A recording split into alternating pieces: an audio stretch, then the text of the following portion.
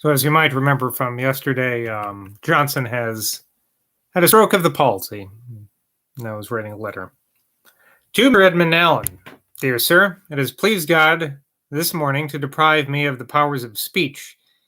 And as I do not know, but that it may be his further good pleasure to deprive me soon of my senses, I request you will, on the receipt of this note, come to me and act for me as the exigencies of my case may require. I am sincerely yours, June 17, 1783, Sam Johnson.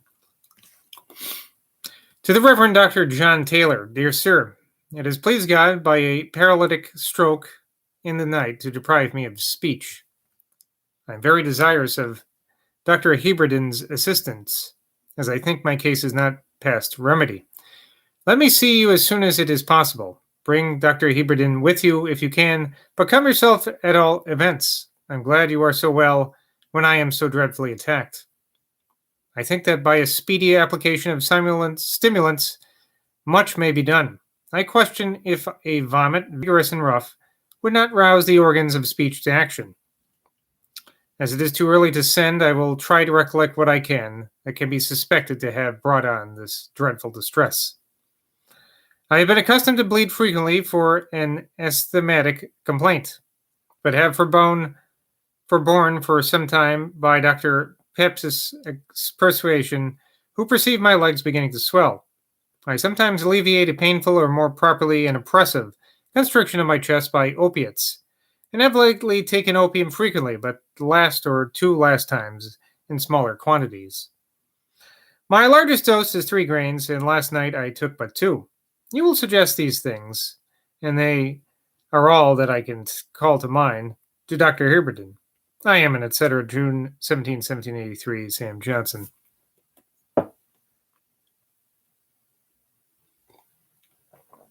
Two days after he wrote thus to Mrs. Thrale, on May the 16th, I sat for my picture and walked a considerable way with little inconvenience. In the afternoon and evening, I felt myself light and easy, and began to plan schemes of life. Thus I went to bed, and in a short time waked and sat up, and it has been long my custom, when I felt a confusion and distinctness in my head, which lasted, I suppose, about a half a minute. I was alarmed and prayed God that however he might afflict my body, he would spare my understanding. This prayer, that I might try the integrity of my faculties, I made in Latin verse. The lines were not very good, but I knew them not to be very good. I made them easily and concluded myself to be impaired in my faculties. Soon after, I perceived that I had suffered a paralytic stroke, and that my speech was taken from me. I had no pain and so little dejection in the dreadful state that I wondered at my own apathy, and considered that perhaps death itself, when it should come, would excite less horror than seems now to attend it. In order to rouse the vocal organs, I took to drams. Wine has been celebrated for the production of eloquence. I put myself into violent motion, and I think repeated it, but all was vain. I then went to bed, and strange as it may seem, I think slept. When I saw light, it was time to contrive what I should do. Though God stopped my speech, he left me my hand. I enjoyed a mercy which was not granted to my dear friend Lawrence, who now perhaps overlooks me as I am writing, and rejoices that I have what he wanted. My first note was necessarily to my servant, who came in talking, and could not immediately comprehend why he should read what I put into his hands. I then wrote a card to Mr. Allen, that I might have a discreet friend at hand to act as occasion should I require. In penning this note, I had some difficulty. My hand, I knew not how nor why, made wrong letters. I then wrote to Dr. Taylor to come to me and bring Dr. Heberden, and I sent to Dr. Brocklesby, who is my neighbor. My physicians are very friendly and gave me great hopes, but you may imagine my situation. I have so far recovered my vocal powers as to repeat the Lord's Prayer with no very imperfect articulation. My memory, I hope, yet remains as it was, but such an attack produces solicitude for the safety of every faculty. To Mr. Thomas Davies, dear sir, I have had indeed a very heavy blow, but God, who yet spares my life, I humbly hope will spare my understanding and restore my speech. As I am not at all helpless, I want no particular assistance, but I am strongly affected by Mrs. Davies' tenderness, and when I think she can do me good, shall be very glad to call upon her. I had ordered friends to be shut out, but one or two have found the way in, and if you come, you shall be admitted. For I know not whom I can see that it will bring more amusement on his tongue or more kindness in his heart. I am, and etc. June 18, 1783, Sam Johnson.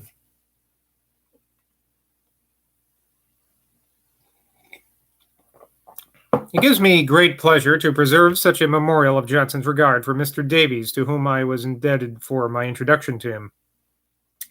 Poor Derrick, however, though he did not himself introduce me to Dr. Johnson as he promised, had the merit of introducing me to Davies, the immediate introducer, or introductor. He indeed loved Davies cordially, Johnson did, of which I shall give the following little evidence. One day, when he had treated him with too much asperity, Tom, who was not without pride and spirit, went off in a passion. But he had hardly reached home when Frank, who had been sent after him, delivered this note. Come, come, dear Davies, I am always sorry when we quarrel. Send me word that we are friends. I think Frank is Johnson's servant's name. To James Boswell, Esquire. Dear sir, your anxiety about my health is very friendly, and very agreeable with your general kindness. I have indeed had a very frightful blow. On the 17th of last month, about 3 in the morning, as near as I can guess, I perceived myself almost totally deprived of speech. I had no pain. My organs were so obstructed that I could say no, but could scarcely say yes. I wrote the necessary directions, for it pleased God to spare my hand, and sent for Dr. Heberden and Dr. Brocklesby. Between the time in which I discovered my own disorder and that in which I sent for the doctors, I had, I believe, in spite of my surprise and solicitude, a little sleep, and nature began to renew its operations. They came and gave the directions which the disease required, and from that time I have been continually improving in articulation. I can now speak, but the nerves are weak, and I cannot continue discourse long. But strength, I hope, will return. The physicians consider me as cured. I was last Sunday at church. On Tuesday, I took an airing in Hampstead and dined with the club, where Lord Palmerston was proposed and, against my opinion, was rejected. Footnote here from Boswell. His lordship was soon after chosen and is now a member of the club. I design to go next week with Mr. Langton to Rochester, where I propose to stay about 10 days and then try some other air. I have many kind invitations. Your brother has very frequently inquired after me. Most of my friends have indeed been very attentive. Thank dear Lord Hales for his present. I hope you have found at your return everything gay and prosperous, and your lady in particular quite recovered and confirmed. Pay her my respects. I am, dear sir, your most humble servant, London, July 3rd, 1783, Sam Johnson.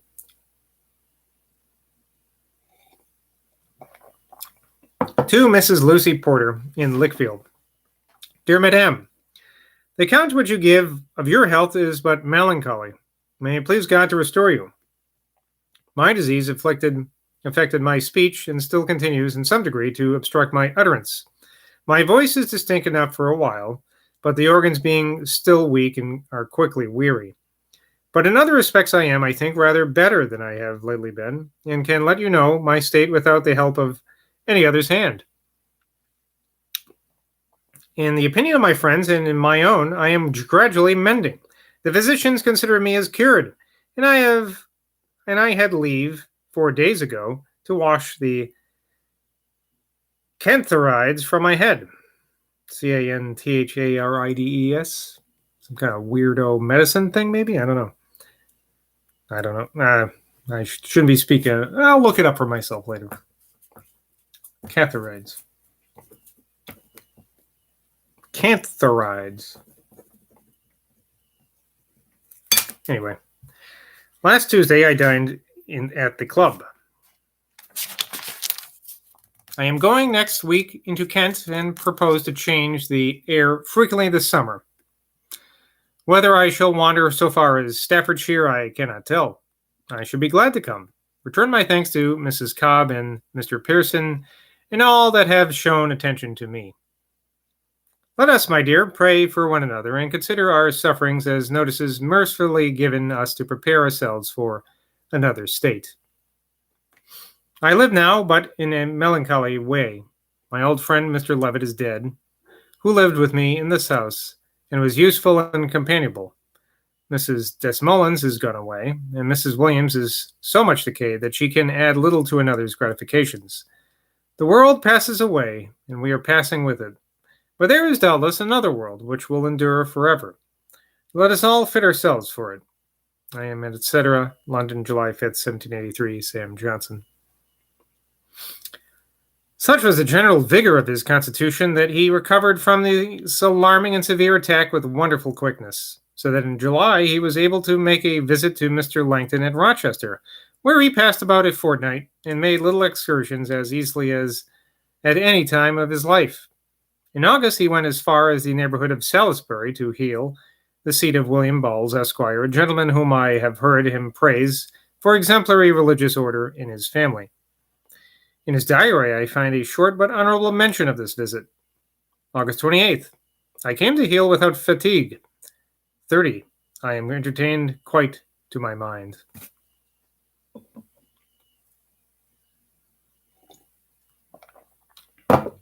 To Dr. Brocklesby. Dear Sir. Oh, this was in Heal near Salisbury, August 29, 1783. Without appearing to want a just sense of your kind attention, I cannot omit to give an account of the day which seemed to appear in some sort perilous. I rose at 5 and went out at 6, and having reached Salisbury about 9, went forward a few miles in my friend's chariot. I was no more wearied with the journey, though it was a high-hung, rough coach, than I should have been 40 years ago. We shall now see what air will do. The country is all a plain, and the house in which I am, so far as I can judge from my window, for I write before I have left my chamber, is sufficiently pleasant. Be so kind as to continue your attention to Mrs. Williams. It is great consolation to the well, and still greater to the sick, that they find themselves not neglected, and I know that you will be desirous of giving comfort, even when you have no great hope of giving help. Since I wrote the former part of the letter, I find that by the course of the post I cannot send it before the 31st. Oops. I am, etc., Sam Johnson. While he was here, he had a letter from Dr. Brocklesby acquainting him of the death of Mrs. Williams, which affected him a good deal. Though for several years her temper had not been complacent, she had valuable qualities, and her departure left a blank in his house. Upon this occasion, he, according to his habitual course of piety, composed a prayer. I shall here insert a few particulars concerning him, with which I have been favored by one of his friends. This is William Bowles. He had once conceived the design of writing the life of Oliver Cromwell, saying that he thought it must be highly curious to trace his extraordinary rise to the supreme power from so obscure a beginning. He at length laid aside his shame of discovering that all that can be told of him is already in print, and that it is impracticable to procure any authentic information in addition to what the world has already possessed of. Mr. Malone observes, this, however, was certainly a mistake, as appears from the memoirs published by Mr. Noble. Had Johnson been furnished with the materials which the industry of the gentleman has procured, which, with others which, it is believed, are yet preserved in manuscript, he would, without doubt, have produced a most valuable and curious history of Cromwell's life.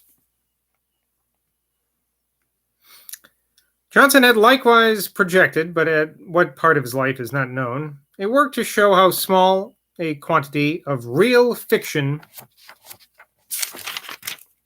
there is in the world. and that the same images, with very little variation, have served all the authors who have ever written.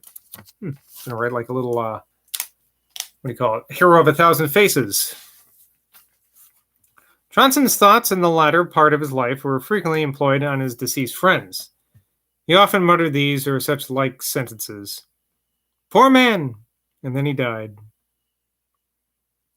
Speaking of a certain literary friend, probably Joseph Warden, he's a very pompous, puzzling fellow, said Johnson. He lent me a letter once that somebody had written to him, no matter what it was about, but he wanted to have the letter back and expressed a mighty value for it. He hoped it was to be met with again. He would not lose it for £1,000. I laid my hand upon it soon afterwards and gave it to him. I believe I said I was very glad to have met with it. Oh, then he did not know that it signified anything. So you see, when the letter was lost, it was worth £1,000, and when it was found, it was not worth a farthing. The style and character of his conversation is pretty generally known. It was certainly conducted in conformity with the precept of Lord Bacon, but it is not clear, I apprehend, that this conformity was either perceived or intended by Johnson. The precept alluded to is as follows. In all kinds of speech, either pleasant, grave, severe, or ordinary, it is convenient to speak leisurely and rather drawingly than hastily, because hasty speech confounds the memory, and oftentimes, besides the unseemliness, drives the man either to stammering, a nonplus, or harping on that which should follow, whereas a slow speech confirmeth the memory, addeth a conceit of wisdom to the hearers, besides the seemliness of speech and continence. Dr. Johnson's method of conversation was certainly calculated to excite attention and to amuse or instruct, as it happened, without wearying or confusing his company. He was always most perfectly clear and perspicuous, and his language was so accurate and his sentences so neatly constructed that his conversation might have been all printed without any correction. At the same time, it was easy and natural. The accuracy of it had no appearance of labor, constraint, or stiffness. He seemed more correct than others by the force of habit and the customary exercises of his powerful mind.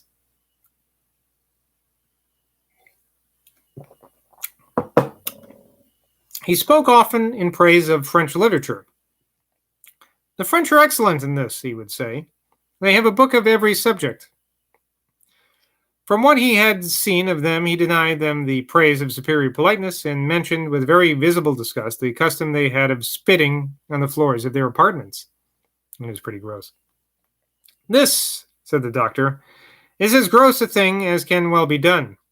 And one wonders how any man, or set of men, can persist in so offensive a practice for a whole day together. One should expect that the first effort toward civilization would remove it even amongst savages. Baxter's Reasons of the Christian Religion, he thought, contained the best collection of the evidences of the divinity of the Christian system. Chemistry was always an interesting pursuit with Dr. Johnson. Whilst he was in Wiltshire, he attended some experiments that were made by a physician at Salisbury on the new kinds of air. In the course of these experiments, frequent mention being made of Dr. Priestley, Dr. Johnson knit his brow, and in a stern manner inquired, "Why do we hear so much of Dr. Priestley?" He was very properly answered, "Sir, because we are indebted to him for these important discoveries." On this, Dr. Johnson appeared well content and replied, Well, well, I believe we are, and let every man have the honor he has merited." And now we'll end with a very long footnote on Dr. Priestley. From Boswell here, I guess. "I do not wonder at Johnson's displeasure when the name of Dr. Priestley was mentioned, for I know no writer who has been suffered to publish more pernicious doctrines. I shall instance only three. First, materialism, by which mind is denied to human nature, which, if believed, must deprive us of every elevated principle. Secondly, necessity, or the doctrine that every action, whether good or bad, is included in an unchangeable and unavoidable system, a notion utterly subversive of moral government. Thirdly, that we have no reason to think that the future world, which, as he is pleased to inform us, will be adapted to our merely improved nature, will be materially different from this, which, if believed, would sink wretched mortals into despair, as they could no longer hope for their rest that remaineth for the people of God, to quote Hebrews 4, line 9, or for that happiness which is revealed to us as something beyond our present conceptions, but would feel themselves doomed to a continuation of this uneasy state under which they now groan, rather. I say nothing of the petulant intemperance with which he dares to insult the venerable establishments of his country. As a specimen of his writings, I shall quote the following passage, which appears to me equally absurd and impious, and which might have been retorted upon him by the men who were prosecuted for burning his house. I cannot, says he, as a necessitarian, hate any man, because I consider him as being, in all respects, just what God has made him to be, and also as doing, with respect to me, nothing but what he was expressly designed and appointed to do, God being the only cause, and men nothing more than the instruments of his hands to execute all his pleasure. This is from Illustrations of Philosophical Necessity, page 111. The Reverend Dr. Parr, in a late tract, appears to suppose that Dr. Johnson not only endured, but almost solicited an interview with Dr. Priestley. In justice to Dr. Johnson, I declare my firm belief that he never did. My illustrious friend was particularly resolute in not giving countenance to men whose writings he considered as pernicious to society. I was present in Oxford when Dr. Price, even before he had rendered himself so generally obnoxious by his zeal for the French Revolution, came into a company where Johnson was, who instantly left the room. Much more would he have reprobated Dr. Priestley. Whoever wishes to see a perfect delineation of this literary jack-of-all-trades may find it in an ingenious tract entitled A Small Whole Length of Dr. Priestley, printed for Rivington's in St. Paul's Churchyard. Well, until next time, bye from Boswell. I'm glad Johnson's doing better, at least temporarily.